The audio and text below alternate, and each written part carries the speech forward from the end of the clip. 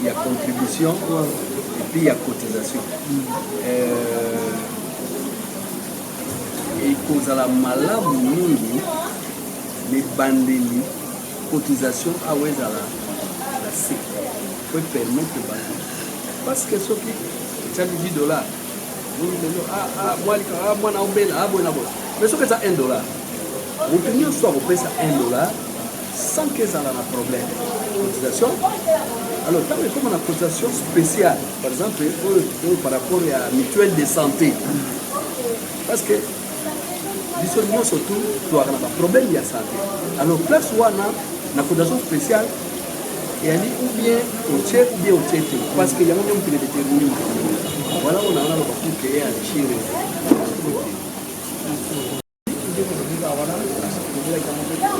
C'est en sorte que le bâtiment s'en empoigné.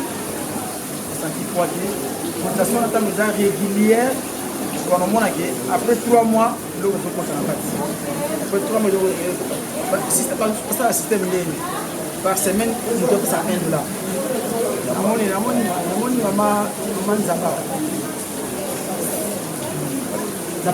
Par semaine, $1. Au santé est pesé tout. $1 au lieu de $1. Elle a bien venu, maman. Merci. Ok. On dit $1. Semaine, on dit $1. Parce que tu as $5 par mois. C'est un mois. Moi, on dit par semaine. $1 par semaine. Donc, c'est retrouvé dans chaque mois. On fait ça $4. $4, on a presque 1 000 par mois. Par mois. La début, on a piloté. Au moins, on a fait après 6 mois. Moi, il est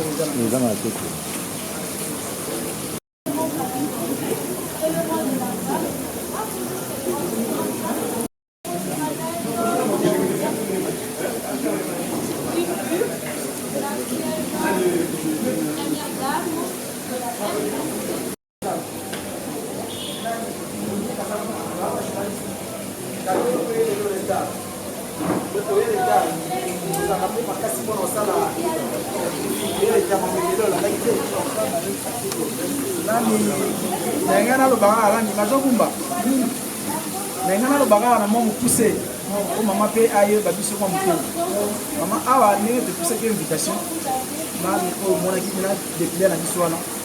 Donc, là, il y a une dynamique, il y a une diaspora congolaise réunie. Cela veut dire que nous allons dans un sens global. Dans un sens global. Nous avons raté la diaspora en Nigeria. La diaspora en ici, en Belgique, en Canada. Nous allons dans les blocs de la diaspora. Nous allons dans un objectif précis. Tout le monde est belé. Souvent, dans le coup de la mais awa, il décidait qu'il y ait un objectif élargi pour secteur de développement. Pour permettre à Bisso, donc on a tous l'équilibre de la vie socialité. Ceux qui awa, au moins, de s'organiser dans un secteur tel qui beaucoup plus faisant le secteur de développement, le secteur agricole, par exemple, le secteur d'assainissement. Et quand vous voyez dans le secteur, il permet de générer la recette du saumon. Et que ça équilibre la partie de la maman. On est l'objectif capital de la mission que vous avez déterminé pour la couverture de la santé. Dans la place où il y a un problème à pays, il y a un endroit, il y a un bassin préliminaire.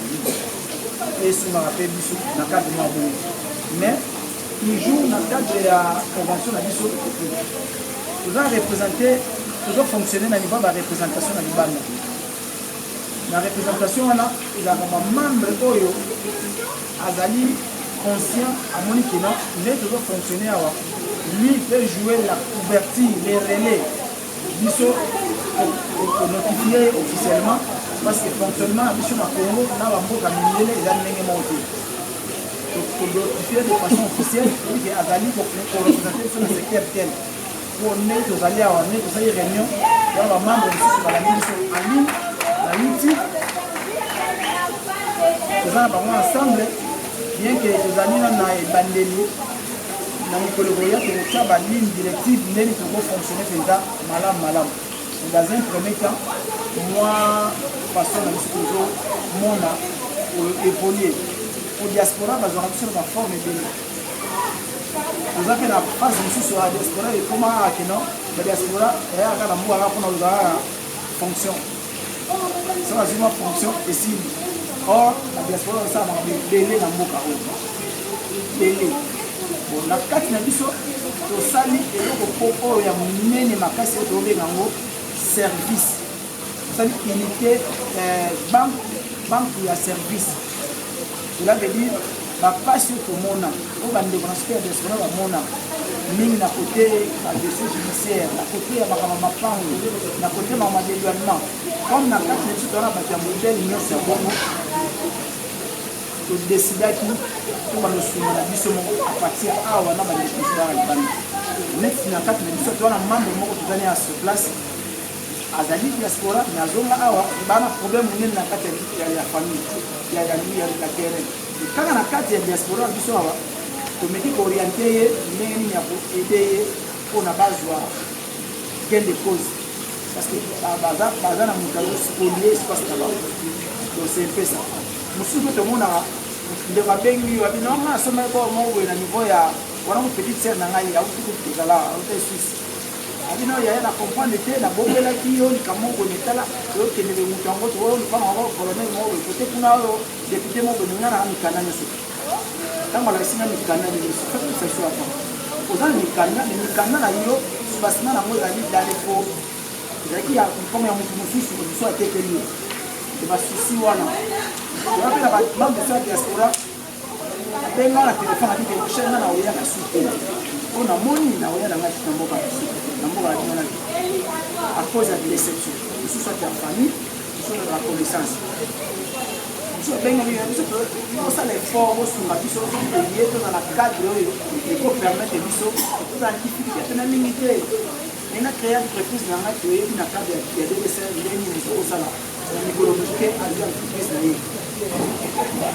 toza na likambo moke biso moko na kati ya DDCR toza na moko ya membre ya donner na biso c'est un avocat ya grande carrière na cabinet mpona bamembre na biso on les rend service d'abord ndenge babengaka na droit ya progrès donc moto aza na mbongo te lote faso na ye azele na poto eza facile awa te biso tozanga na maloba me na kongo awa mpona bapesa na avocat ofele ezalaka ya naloba biso bapesa avocat ofele leta nde fo afuta moto wana afuta avocat wana mais biso na DDCR